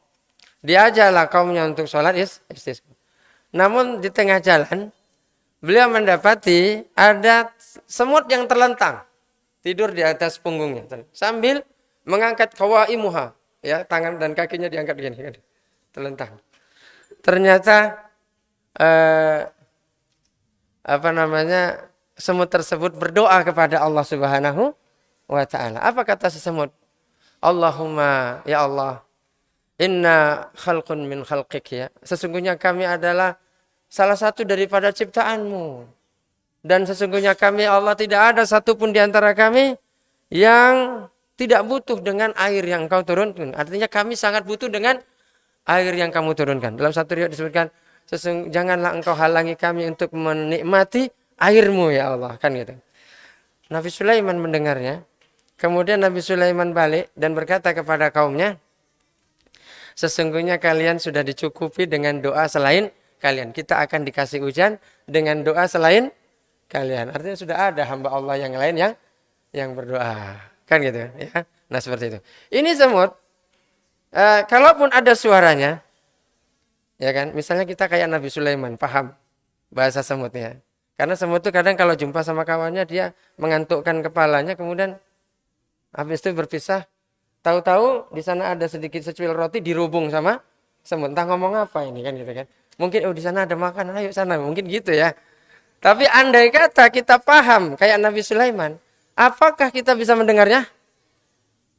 Enggak mendengar karena suara semut sangat lemah. Ternyata ini semut doanya dikabulkan oleh Allah Subhanahu wa taala. Berarti Allah mendengar suara yang sangat pelan. Ini menunjukkan kesempurnaan sifat mendengarnya Allah Subhanahu wa taala, ya. Demikian pula Allah Subhanahu wa taala itu mendengar suara yang banyak. Kalau kita, Pak, kita kerja pulang, kita punya anak 5 masih kecil-kecil semua. Begitu pulang istri kita bilang menyampaikan kabar atau permintaan. Anak kita juga begitu. A, B, C, D, E. Semuanya mengajukan permintaan. Kita bisa paham nggak Pak? Nggak bisa. Diam dulu, satu-satu dulu. Satu ngomong yang lain diam. Kan gitu ya. Setelah satu si A siap, si B siap, si C baru. Kita bisa paham. Namun Allah Subhanahu wa taala bisa mendengar seluruh ucapan. Walaupun diucapkan secara serentak bersama-sama. Kita di sini mungkin ada 200 orang atau 100 orang kita berdoa, semuanya didengar oleh Allah. Bahkan ketika kita wukuf di Arafah ada 5 juta orang kumpul di sana, semuanya doa, semuanya didengar Allah dan semuanya insya Allah dikabulkan oleh Allah Subhanahu wa taala. Ini menunjukkan kesempurnaan sifat mendengarnya Allah Subhanahu wa taala dan sifat Allah itu sangat banyak dan semuanya sempurna. Inilah di antara sisi kenapa Allah itu dipuji dengan Alhamdulillah. Baik ya, kita agak cepatkan. Alhamdulillahi rabbil alamin, ya. Segala puji bagi Allah, Rabb semesta alam, ya. Sedikit lagi tadi ya. Di antara kesempurnaan Allah ada, ini penting Pak ya, bahwa Allah itu sempurna dalam perbuatannya. Apapun yang dilakukan oleh Allah, maka itu semuanya sempurna, semuanya ada hikmahnya. Makanya Bapak Ibu, kita memuji Allah itu dalam segala keadaan. Dapat nikmat kita memuji Allah, alhamdulillah. Ketika dikenai musibah, juga kita memuji Allah Subhanahu wa taala. Alhamdulillah ala kulli hal. Itu yang kita ucapkannya. Kenapa? Ketika Allah memberi kita karunia, maka Allah Subhanahu wa taala memberikan karunia tersebut bil fadl, ya, dengan kemurahan dan kebaikan Allah Subhanahu wa taala kepada kita. Karena Allah baik. Dan ketika pun Allah Subhanahu wa taala memberikan musibah kepada kita, ya, atau katakanlah berupa hukuman, ya. Allah nanti ada ngasih nikmat, ngasih hukuman, di surga juga demikian. Maka ada yang dikasih nikmat surga, ada yang dikasih azab neraka. Ketika Allah menghukum, maka Allah menghukum dengan keadilan. Ya. Dan ketika Allah menimpakan musibah kepada kita, juga itu berdasarkan keadilan dari Allah Subhanahu wa taala, semuanya ada hikmahnya. Inilah sebab kenapa kita kalaupun dapat musibah kita juga tetap memuji Allah Subhanahu wa taala. Kemudian Rabbil Alamin, ya, Rabb semesta alam.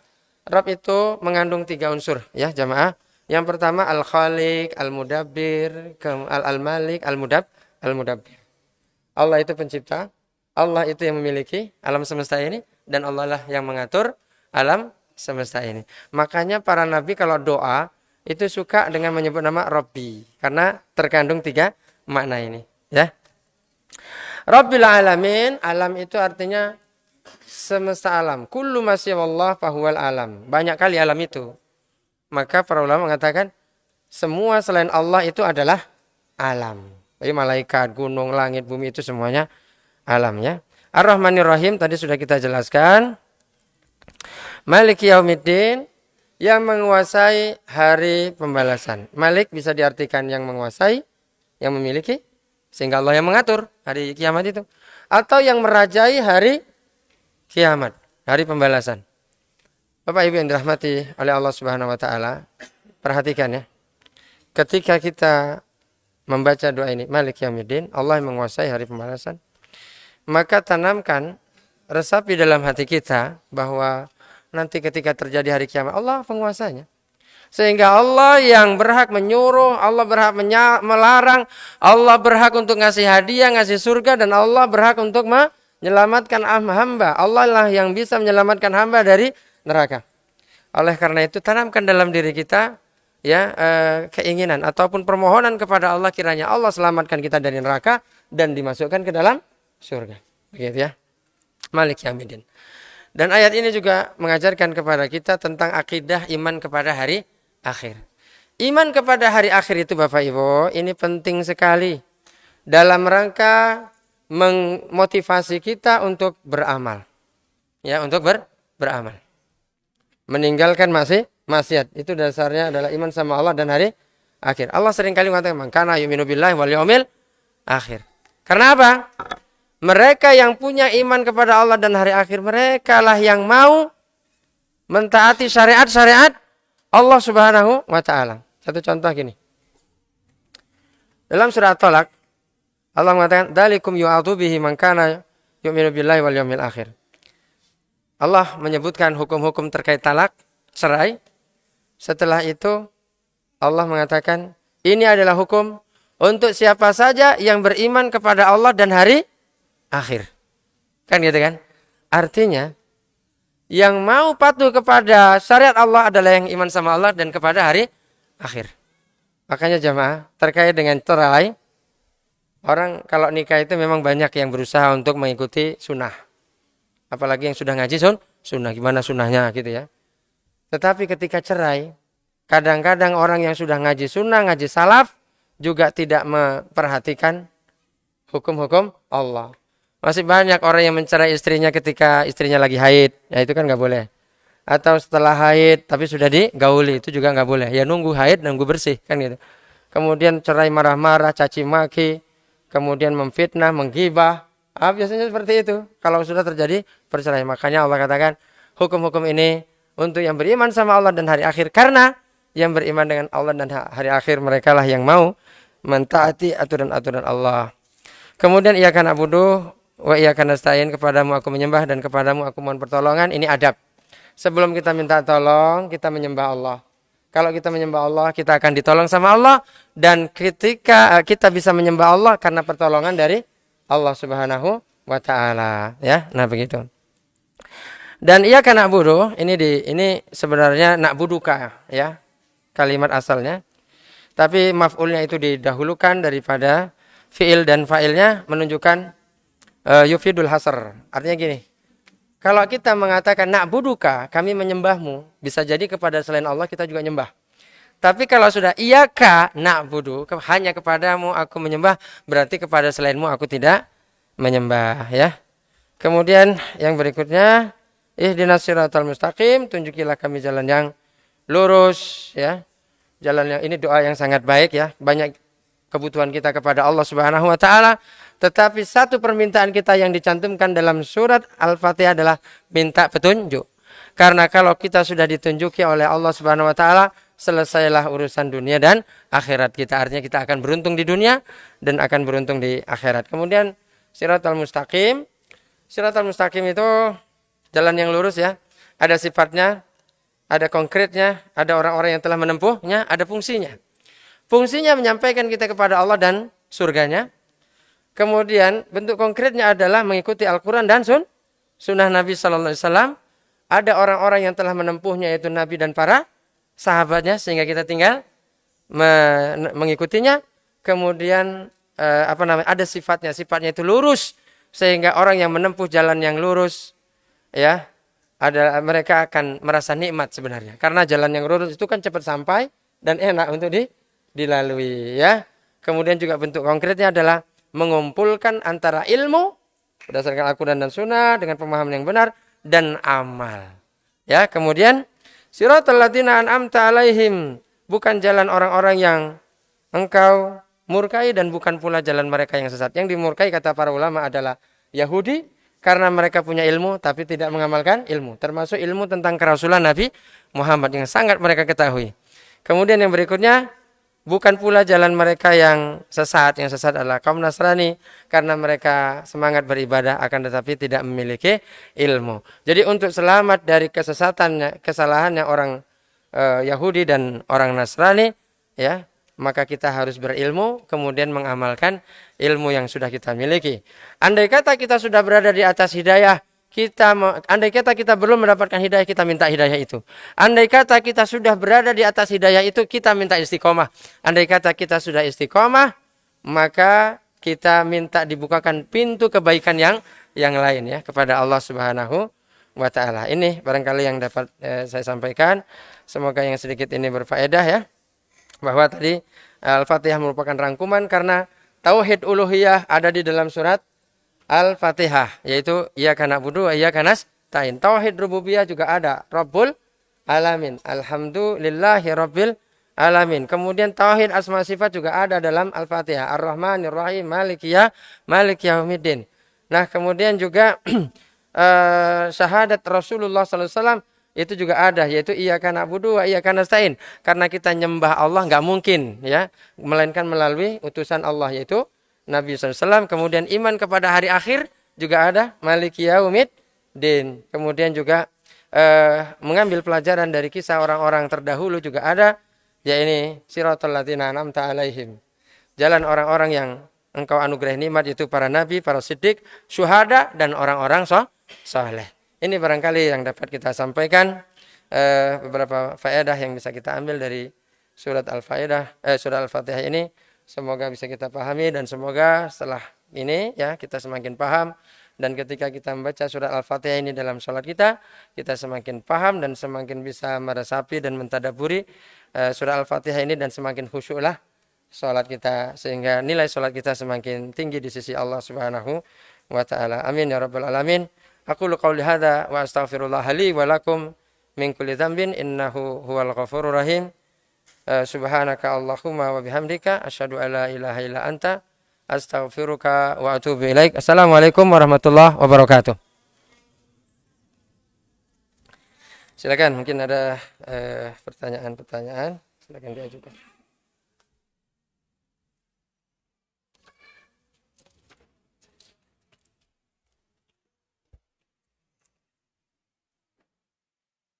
Ada Pak pertanyaan? Nah, silakan.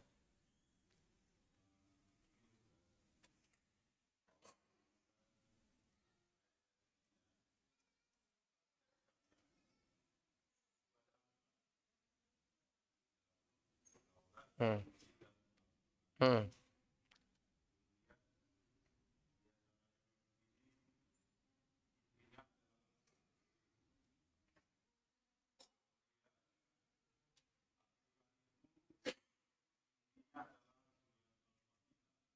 Hmm.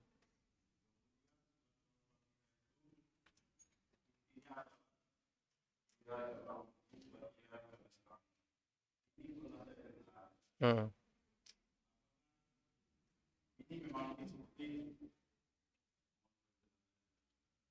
Iya Pak ya. Apa namanya? Benar Pak ya.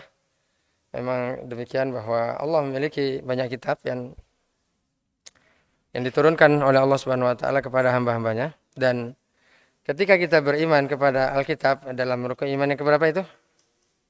Ketiga ya. Iman kepada Allah, kepada malaikat, dan kepada kitab ya. Maka maksud iman di situ adalah mengimani seluruh kitab yang diturunkan oleh Allah Subhanahu wa taala. Ya kan gitu. Artinya apa? Seluruh kitab-kitab tersebut adalah dari Allah Subhanahu wa taala. Maksudnya kitab Taurat, Zabur, dan Injil yang asli ya, bukan yang sudah ditahrif. Karena orang-orang Yahudi, mereka suka yuharrifunal kalima an mawadih, merombak-rombak Alkitab mereka. Nah, kemudian dan Al-Qur'an itu juga diturunkan oleh Allah Subhanahu wa taala sebagai muhaiminan alai. Ya, muhaimin itu adalah mengokohkan syariat terdahulu yang memang direkomendasi di dalam Islam. Ya, jadi kalau ada syariat dalam kitab terdahulu, Bapak ya, kemudian dikokohkan dalam Islam, maka Al-Quran itu sebagai pengokohnya, peneguhnya. Kemudian juga sebagai pengganti. Ada juga syariat-syariat dalam kitab-kitab terdahulu, ya kan? Kemudian dihapus oleh Allah Subhanahu wa taala, digantikan dengan ayat-ayat yang ada di dalam Al-Quran, dan apabila Allah mendatangkan ayat yang baru, maka itu lebih baik, ya kan gitu ya. Nah, kemudian juga terkait dengan Al-Fatihah. Nabi-nabi yang lain juga mendapatkan wahyu dari Allah Subhanahu wa taala, tapi satu yang terluput, yang tidak Allah berikan kepada semua para nabi selain Nabi Muhammad SAW, yaitu surat Al-Fatihah. Yang semisal surat Al-Fatihah ini enggak ada di dalam Taurat, juga tidak ada di dalam Zabur, demikian pula di dalam Injil. Nah, demikian Pak.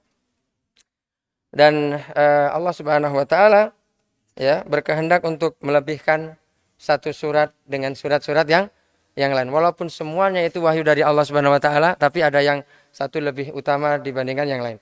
Seperti misalnya surat Al-Ikhlas. Itu tentunya lebih agung daripada surat Al-Lahab. Ya Pak ya. Kenapa? Dari sisi yang pertama, surat Al-Ikhlas itu tentang Allah Subhanahu wa taala. Qul huwallahu ahad. Allahu samad, lam yalid walam yulad walam yakul lahu kufuwan ahad. Sementara Al-Lahab itu tentang siapa? Tentang Abu Lahab. Nah, kemudian apalagi Nabi mengatakan bahwa surat Al-Ikhlas ta'dilu sulusal Quran. Surat Al-Ikhlas itu menyerupai sepertiga daripada Al-Quran. Begitu. Bisa Pak? Terjawab ya?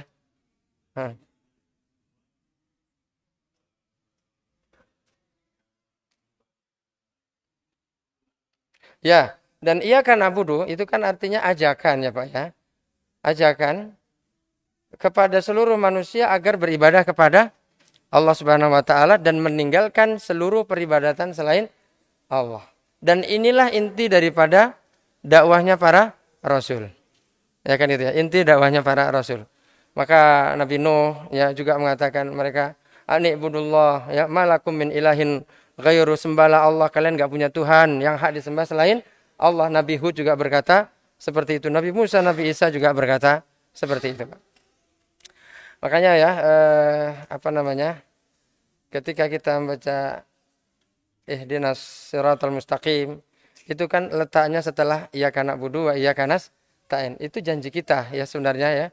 Janji kita kepada Allah, bahwasanya kita berjanji untuk hanya menyembah kepada Allah dan hanya memohon pertolongan kepada Allah. Namun di sini ada pembahasan terkait dengan pertolongan, minta pertolongan ya. Itu di dalam ayat kan kita dan hanya kepadamu kita minta tolong.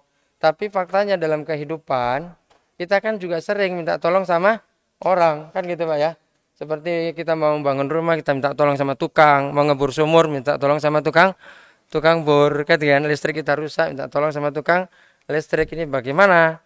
Jadi meminta tolong kepada manusia dalam hal-hal yang tidak melanggar syariat dan mampu dilakukan oleh manusia, maka hukumnya apa?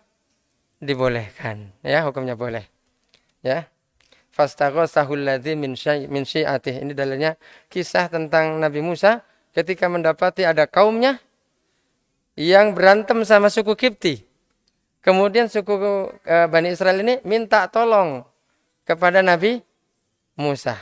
Istighosah tadi kan, minta tolong. Ya, kemudian ditolong oleh Nabi Musa. Di sini Nabi Musa menolongnya dan Allah juga tidak mengomentari ini perbuatan orang ini yang minta tolong sama Nabi Musa. Kan gitu ya. Ini menunjukkan boleh ya minta tolong sama orang ya dalam hal yang benar, kemudian juga apa namanya? Orangnya tadi itu mampu untuk mewujudkan, ya kan itu. Makanya kesembuhan itu dari Allah.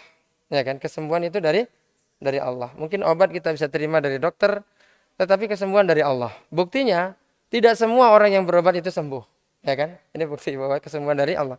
Maka ketika kita datang ke dokter, jangan sekali-kali kita mengatakan, wahai tolonglah sembuhkan bapak saya dokter. Misalnya bapak kita sakit, tolong sembuhkanlah bapak saya. Enggak boleh. Karena kesembuhan itu datang dari Allah Subhanahu wa Ta'ala. Gitu Pak. Wallahu a'lam bishawab. Ada lagi yang lain? Ini untuk dibagi-bagi ya Pak ya? Gimana nih? Iya. Oke. Eh, yang bisa menjawab ya. Anda pun bisa hafal 30 juz buku. Pertanyaan. Tolong sebutkan apa namanya nama-nama surat Al-Fatihah. Ada 5 tadi yang kita sebutkan. Silakan.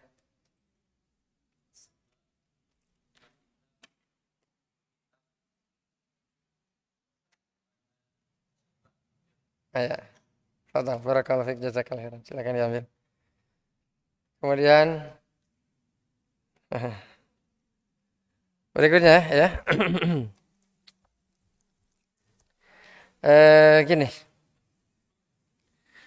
Bahwa memberikan kebahagiaan yang akan Allah berikan kepada kita berbanding lurus dengan seberapa besar perhatian kita terhadap Al-Quran. Itu tadi dalilnya dalam surat apa? Entah, Pak. Apa tuh? Nggak dicatat ya? Surat apa aja, nggak usah dibaca suratnya. Nggak ada jawab ya. Surat Toha ya. Toha ma anzalna alaikal Qur'ana litasqa. Ya. Baik ya, agak sulit tadi ya. Kemudian yang berikutnya apa perbedaan pendapat-pendapat ulama tentang Bismillahirrahmanirrahim, khilafiyah tentang Bismillahirrahmanirrahim. Ada 3 pendapat, coba sebutkan. Ya.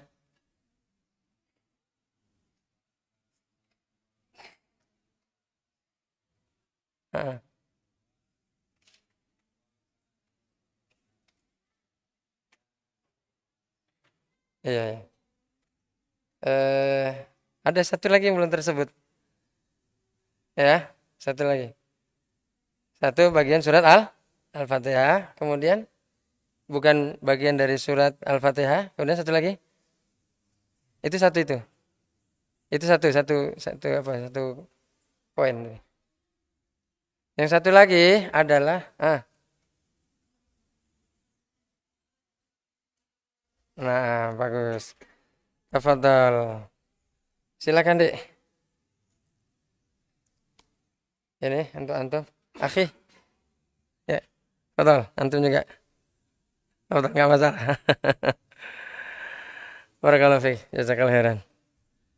Ya, kemudian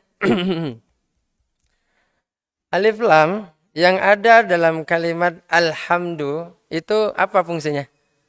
Ada yang catat enggak tadi? Satu kata aja. Ada? Yufidul istighraq. Ya, menunjukkan apa? Meliputi, ya. Nah, kemudian apa yang dimaksud dengan alhamdu? Ya. Nukilan dari Syekh Ibnu Utsaimin tadi. Makna alhamdu.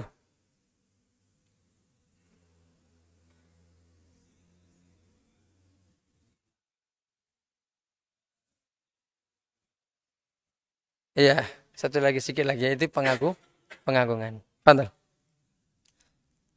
Alhamdulillah adalah pujian karena kesempurnaan ya, yang disertai dengan pengagungan dan kecintaan, ya. Kemudian Allah Subhanahu wa taala yaitu saya sempurna ya dalam hal apa saja, tentunya dalam semua hal ya. Nah, coba sebutkan tiga di antara kesempurnaan Allah Subhanahu wa taala. Ya, sorry.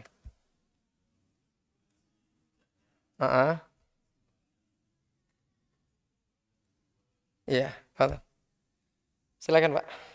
Tapi terakhir kecil, Pak. Enggak apa-apa, Pak ya.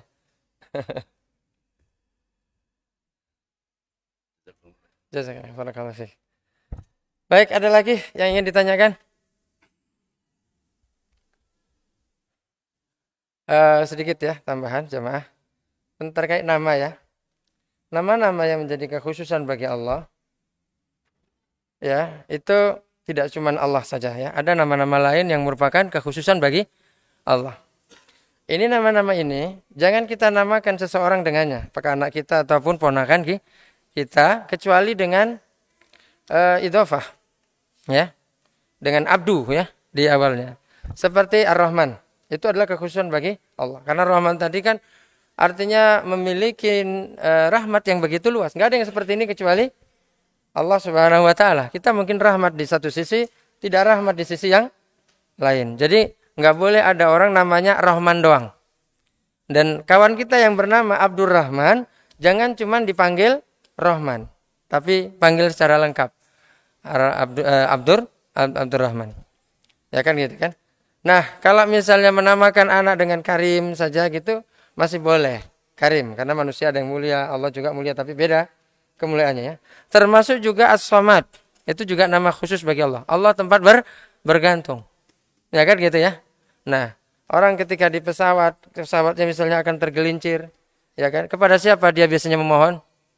Kepada Allah Subhanahu wa taala. Enggak ada orang yang bisa dia tawakali kecuali Allah. Kalau misalnya orang ada kena musibah celaka misalnya di dunia, mungkin dia bisa minta tolong sama orang, sama polisi atau sama siapa. Tapi kalau sudah di atas, ya kan semuanya nggak bisa menolong kecuali Allah. Ini namanya As-Samad. Nah kan itu. Makanya kawan kita yang bernama Abdus Somad jangan dipanggil Somad saja, ya, tapi panggil yang lengkap. Termasuk Al-Khaliq. Khaliq itu artinya apa? Pencipta, ya kan gitu. Jadi nama kawan kita Abdul Khaliq boleh itu bagus, tapi panggil yang lengkap. Jangan cuma Khaliq saja. Karena Khaliq itu kekhususan bagi Allah. Artinya saja kan yang maha mencipta. Enggak ada yang mencipta kecuali Allah Subhanahu wa taala. Seperti juga Al-Jabbar, Al-Mutakabbir, ya, demikian Ar-Razzaq. Inilah nama-nama khusus bagi Allah Subhanahu wa taala, ya, begitu. Baik ya, habis kalau sudah kita cukupkan sampai di sini. Ya, sekali lagi saya ucapkan assalamualaikum warahmatullahi wabarakatuh.